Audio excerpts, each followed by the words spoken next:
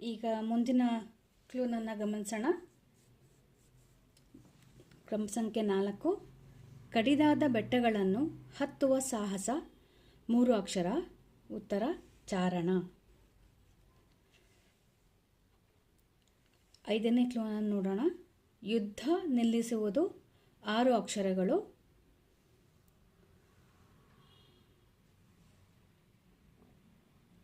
6 ಅಕ್ಷರದಲ್ಲಿ 3 ಅಕ್ಷರಗಳು ಸಿಕ್ಕಾಗಿದೆ. ಉಳಿದ 3 ಅಕ್ಷರಗಳನ್ನು ನಾವು ಊಹಿಸಬೇಕು. ಯುದ್ಧ ಅಂದರೆ ಕದನ, ನಿಲ್ಲಿಸುವುದು ಅಂದರೆ ವಿರಾಮ, ಕದನ ವಿರಾಮ.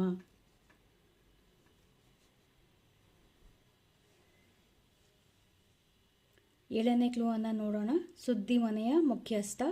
4 ಅಕ್ಷರಗಳು. ಸುದ್ದಿ ಮನೆ ಅಂತಂದರೆ ನ್ಯೂಸ್ ಕೊಡುವಂತಹ ಅಥವಾ ನಮಗೆ ಸುದ್ದಿಗಳನ್ನು ಕೊಡುವಂತಹ ಪ್ರಿಂಟಿಂಗ್ ಪ್ರೆಸ್ ಅಂತ ಹೇಳ್ಬೋದು. ಸೊ ಸುದ್ದಿ ಮನೆಯ ಮುಖ್ಯಸ್ಥ ಅಂತಂದರೆ ಉತ್ತರ ಸಂಪಾದಕ ಆಗತ್ತೆ. ಇಲ್ಲಿ 3 ಅಕ್ಷರ ಆಲ್ರೆಡಿ ಇರೋದರಿಂದ 1 ಅಕ್ಷರ ಮಾತ್ರ ನಾವು ಇಲ್ಲಿ ಸೇರಿಸಬೇಕು. ಮುಂದಿನ ಕ್ಲೂನನ್ನು ನೋಡೋಣ. ವ್ಯವಹಾರದ ಸಲುವಾಗಿ ಮಾಡಿಕೊಳ್ಳುವ ಒಪ್ಪಂದ. 5 ಅಕ್ಷರಗಳು. ಒಪ್ಪಂದ ಅಂತಂದರೆ ಇಂಗ್ಲೀಷಲ್ಲಿ ಅಗ್ರಿಮೆಂಟ್ ಅಂತಾರೆ. ಕನ್ನಡದ ಇನ್ನೊಂದು ಪದ ಅದಕ್ಕೆ ಒಡಂಬಡಿಕೆ ಅಂತ ಹೇಳ್ತಾರೆ.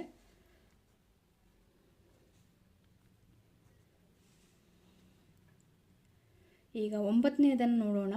ತಾವರೆಯಂತಿರುವ ಮುಖ ಹೀಗೆ ಹೇಳಿ ಅಂತ ಇದೆ. 6 ಅಕ್ಷರಗಳು.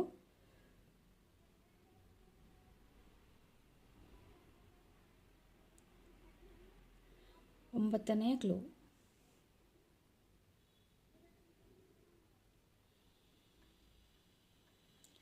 ವಕಾರದಿಂದ ಶುರುವಾಗಿ ದಕಾರದಿಂದ ಕೊನೆಯಾಗುವಂತಹ ಪದ. ತಾವರೆಯಂತಿರುವ ಮುಖ ಅಂದರೆ ಮುಖ ಅನ್ನುವ ಪದಕ್ಕೆ ಪರ್ಯಾಯ ಪದ ವದನ. ತಾವರೆ ಪರ್ಯಾಯ ಪದ ಅರವಿಂದ. ಎರಡನ್ನು ಸೇರಿಸಿದರೆ ವದನ ಅರವಿಂದ ಅಂತಾಗತ್ತೆ.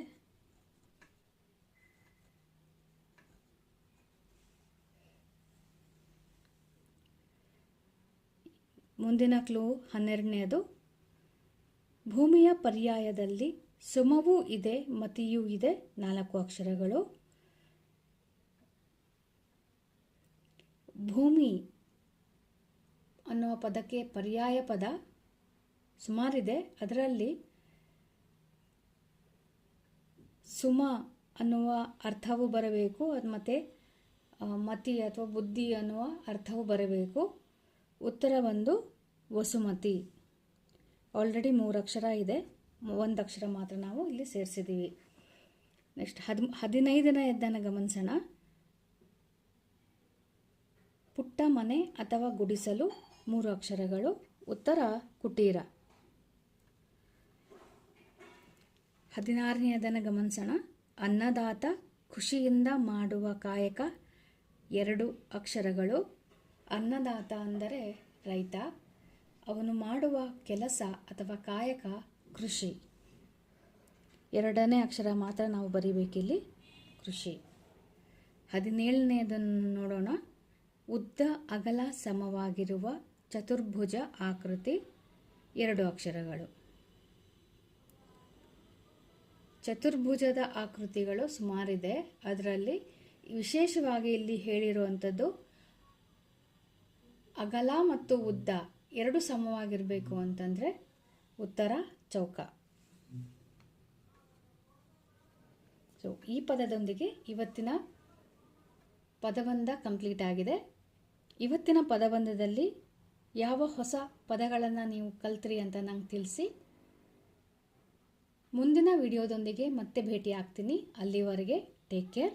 ನಮಸ್ತೆ.